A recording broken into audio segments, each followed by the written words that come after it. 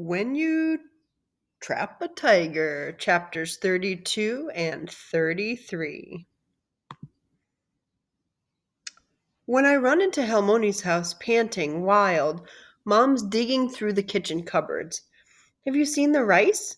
She asks without turning around. I could have sworn we had a big bag of it, but I can't find it. I need something to settle Helmoni's stomach.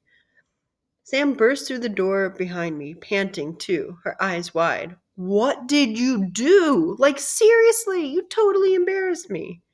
Embarrass you? Stop making everything about you.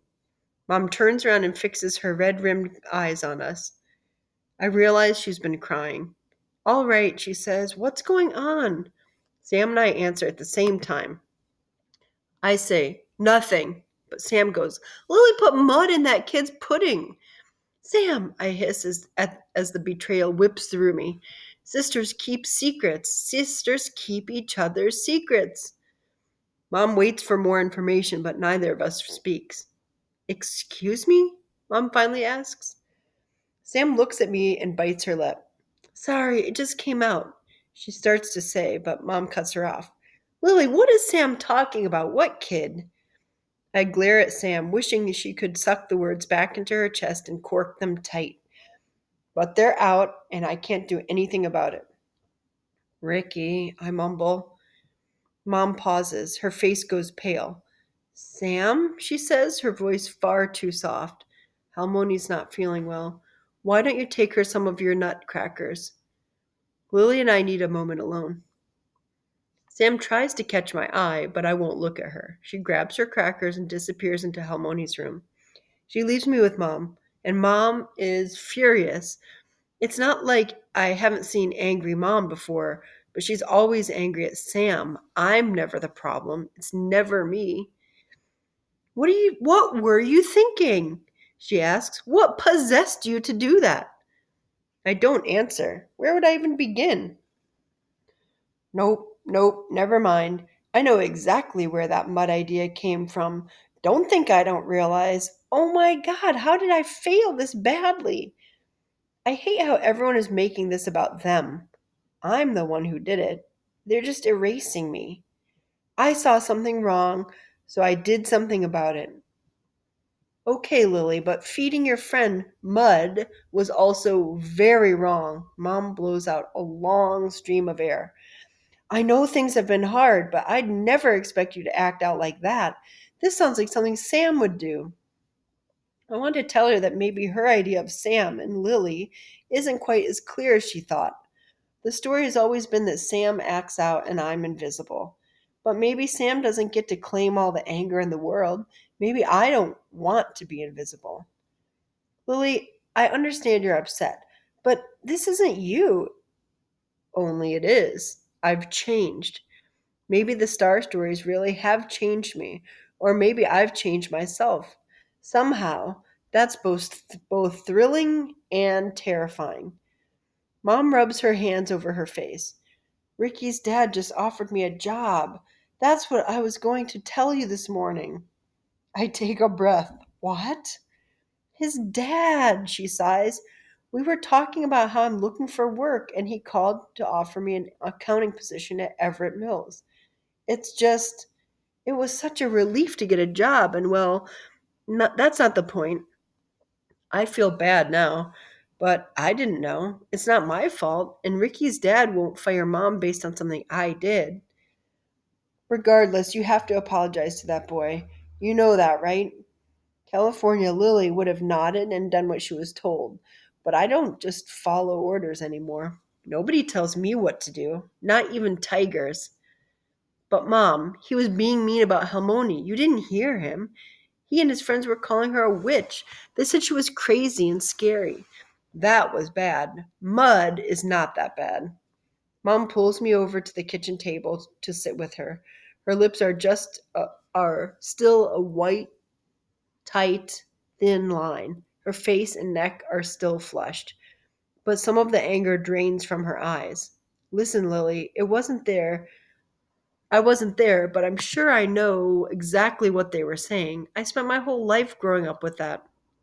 Harmony is eccentric and it's strange, and not everyone understands her individuality. I scritch my nails against the table. Eccentric and strange aren't bad things. She sighs. I know that, you know that, but other people aren't always so kind. And it's hard, especially now. But Harmony doesn't need you putting mud into people's pudding for her. She needs you to be there to focus on her. And when you do something like this, you're spending more energy on the people who don't understand Harmony than Harmony herself.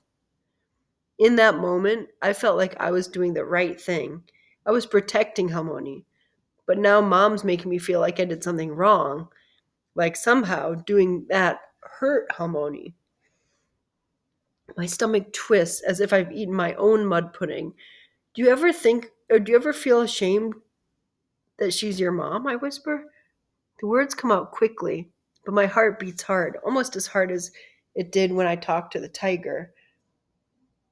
As if asking a question is just as scary as facing a beast. Did you ever get embarrassed by her as a kid? Oh, Mom goes soft. Of course I did. I think everybody feels embarrassed by their family sometimes.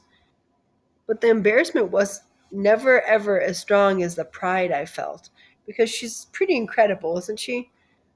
I nod, and then remember something else Joe said the first time we met. Joe, Joe the librarian said you and Halmoni were close. I scratch at the peeling purple paint on the table. What happened? Nothing bad, Lily. We're still close now. Then Mom corrects herself, because we both know that that's a lie. I still love her. She taps her fingers against her knee. Your Halmoni worked a lot when I was little. When we moved here, she took a lot of odd jobs. She'd find things that people needed help with, and she'd figure out how to do it. And I wanted to help her. It's how we spent time together. I was her little assistant, trailing after her, translating, writing everything in English. I can't imagine Mom following Halmoni around like that. I can't really imagine her little at all. And I wonder what she used to be like. If she used to be a QAG too, and if she was, I wonder how she changed that. Mom says Halmoni made it work in a world that was stacked against her, but she was always so busy. She was a single mom, so she had to be. Oh, so she had to be. That was the hardest part, because sometimes she didn't have time for me. I don't understand how Halmoni can be the only person who makes me feel seen, but can also make Mom feel so forgotten. How is that possible? How could one person do such opposite things at the same time? And then my voice cracks. I'm afraid of what comes next. But Mom shakes her head. There's nothing bad, Lily. Nothing magical or interesting. Not like her fairy tales. It was just real life. I grew up. I don't want to be like that when I get older. I don't want to drift apart or pull away. I pull my legs up and curl my knees into my chest. Lily, my relationship with Halmoni never ended. It's just changed. I don't want things to change, I say. She looks at me intently, like she needs me to understand. Lily, everything changes. That's normal. But I never stopped loving her. That's why we're here, because I love her so much. We all do. And I know Halmoni's episodes are scary, but she loves you too. Those momentary lapses are the illness, not her. I think about the mud, and the pit of shame grows in my stomach. I let her down. I did too, Mom says, so quietly that her words are almost lost to the sound of rain. But we're trying our best, and that's what matters. We're all just trying our best. Chapter 33. Mom wants me to apologize, but she gives me time to reflect, so we decide tomorrow. Tonight, think about what you want to say. Tonight, get some sleep. Rest. Which shouldn't be hard because by the time night falls, I'm exhausted. Sam is upstairs waiting. She sits cross legged on her bed, headphones suffocating her ears, and she rips them off as soon as she sees me. I didn't mean to rat you out. I walk past her and flop onto my bed. But you have to admit, she says, that was wild. Why'd you do that?